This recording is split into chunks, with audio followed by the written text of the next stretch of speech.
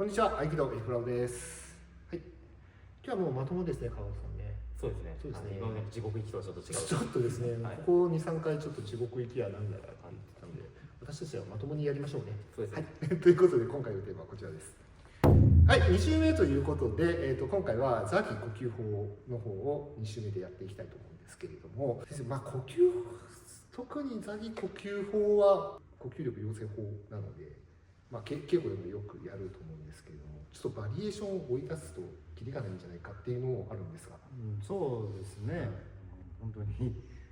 沼ですよね。これもやっぱりいろんな稽古方法というか目的を変えてやるっていうこともできるんでしょうか。一応そのつもりではやってますけどもですね、受け身によるところ多いですよね。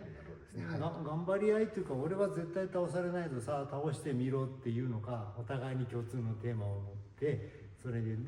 そのやってるのかとか、いろいろあるかと思うんですけどね。なるほどですね。はい、その辺も含めてやってみたいと思いますので、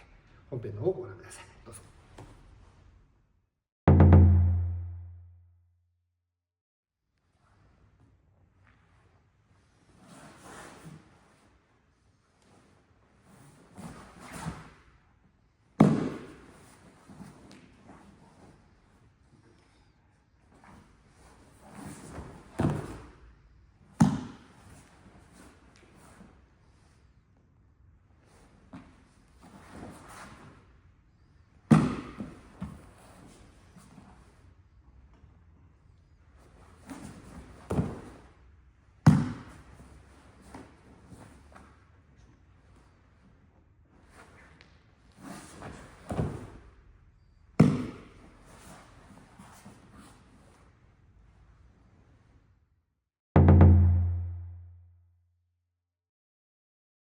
ザギ呼吸法ですけども、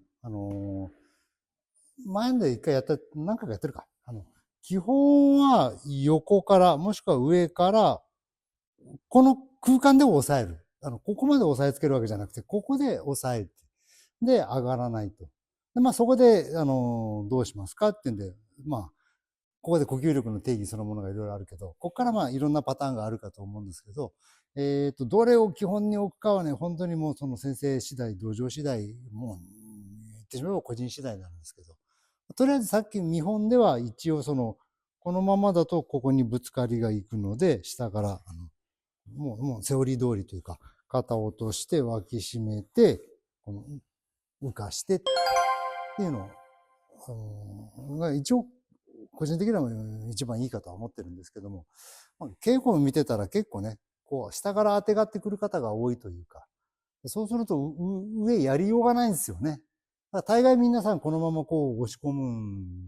んですけども、さっきちょっと綺麗な形したかったからやらなかったですけども、もたれかかってしまう。でこれ多分どうしようもないし、なので、後ろに行くのであれば、いわゆる腰を入れるという状態。で、個人的にはね、腰っていうと、文字通り、腰椎と勘違い、ここが反ってると思うんですけど、これだと、個人的には腰を入れると言っても、実は、いわゆる骨盤、もっと言うと、仙骨を入れるようにしてる。もしくは、私、中丹田というか、胸椎を入れるという形で、いわゆる腰を入れる状態の丹田トレーニングをやるか、さっき見本でやったのは、ぐっと握ってくれてる。もうケースバイケースなんですけども、ぐっと握ってはくれていると。で、ぐっと相手も腰を落として少し前のめりでぐっと押さえてくれているんで、これを押しても強いので、構えてくれているその重心を一旦前に引き出してあげて、で、相手が戻ろうとするときに、基本の形に戻っていけばいいかなっていう、一つの方法としてですね。ぐっと脇下から、もう上に引っかかるものが何もない。押さえても相手強い。前のめりになってこういく。ではなくても、こんだけなんか前に前のめりになってくれてますから、その重心を前に落として、よいしょ。で、肩通りっていうか、持っていくパターン。あくまで私がやってる方法ですけどね。同じ下からでも今度はもう握ってもくれない。まあ、これで落とせないことはないけれども、正直、言い訳ですけどね、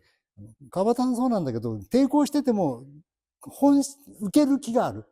受ける気があって抵抗している人と、もう絶対受けたくない人。で、抵抗している人ではもう、個人的にはちょっと、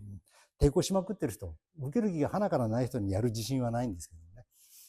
まあ、一応、受ける気があって、それで抵抗してくれてるっていうかな。だからまあ、ここの接触で、私の様子を見てくれているので、ここの接触で反応してくれる。さっきのやり方、まあ、ここからできるけど、パーでもいいよ。パーでもある程度できるから。さっきのは相手の重心を前に引き出しといて、よいしょ。今度は逆に、この手に釣られてしまうようなね。まず釣られちゃった、みたいな。だからもう完全に無視して、こう石かなんかのように、こう本当にこうして、もうぶら下がって、俺の手が握らんで、もうなんかあってももう関係ない。ともかく俺はひたすらこの状態を維持するんだよ、みたいな人にはなかなか難しいかとは思うんですけども、まあ、スーッと相手の意識を引き出していくというか。まあ、それから、本当はアギト的には押さえつけられてしまったら間違いだと、間違いなのかな。よくはないと思うんですけどもね。まあ、ガッと相手にこう押さえ込ましたときに、まあ、ここからも実は何パターンかやるんですけども、とりあえず型通りに近いのでやれば、これでまず、ぶつかりますよね。なので、ごめんね。こっちに流して、こうやるとね、そうそう、肘曲げちゃうと、あくまで私のやり方ですよ。肘曲げちゃって分かる人間、肘を押さえ込まれるんで、肘はあんま個人的には曲げないんですけどね。ここの皮膚のずらしで力をずらしていくっていう。もしくは、上腕骨の外旋ですと持っていくとか。そうそう。二頭筋か運動で言うと、こういう二頭筋の運動ではなくて、むしろこう回転させる運動。こう回転外旋かだから、外旋させると自然に曲がってくるっていうか、手が上がってくるというか。これちょっと上から押さえてくる。四強調でも何でもいい。これ二頭筋の仕事なんですよね。屈曲。屈曲は単純にぶつかるんで、で、ここを外旋させることで実は少し丸い力になってる。接点をずらしてあげていくか、もう結局はずらしてんだけどさ、このままいくとぶつかるから、こちらを回すことで横からこう上がってきてるというか、まあ袖の中でやってるから多分見えねえと思う。袖の中でこういう回転をかけてる。こうは単純に、ちょっと軽く押さえといて。こうは二頭筋の仕事になるか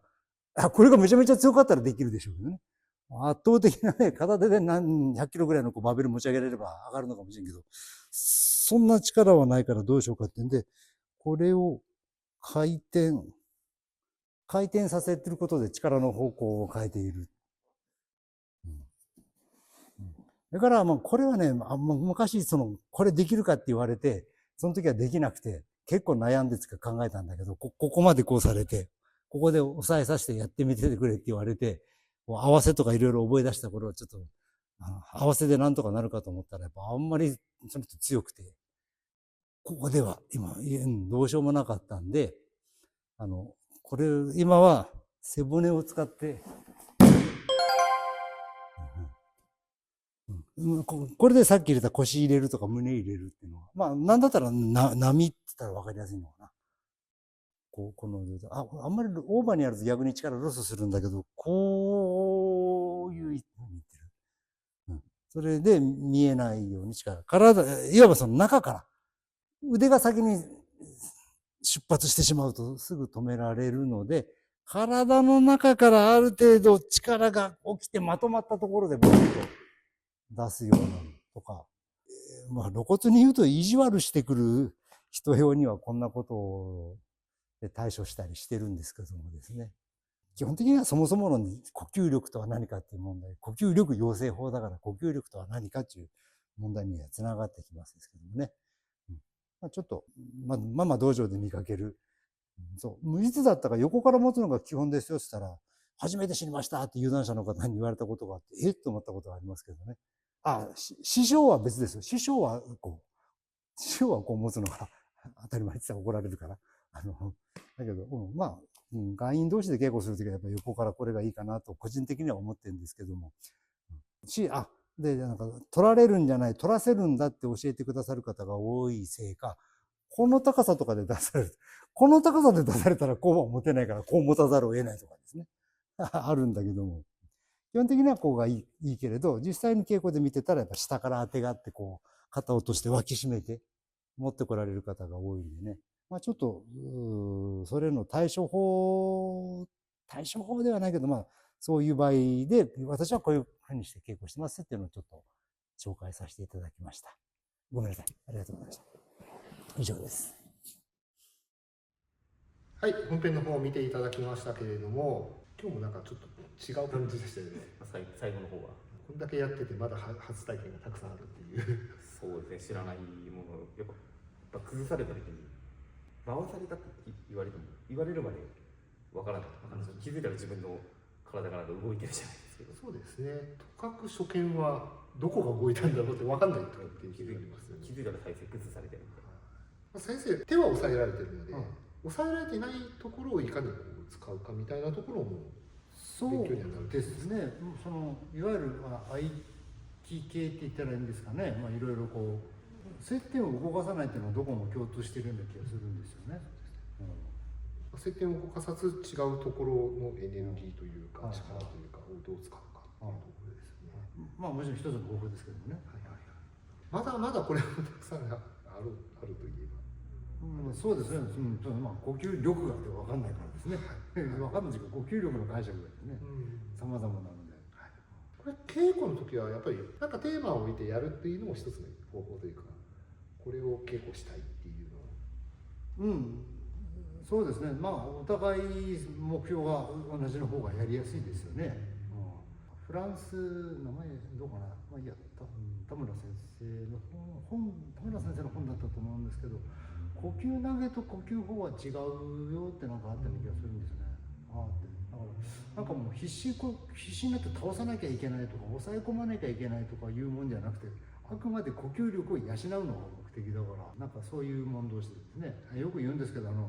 ジム行って、初めてジム来ました、ウェイトトレーニング初めてですっていう人間に「お前100キロも持ち上がれんのか」みたいなこと言う方がおかしいじゃないですか。今日入会した女性とかに向かって「こんなのもダメなのか」って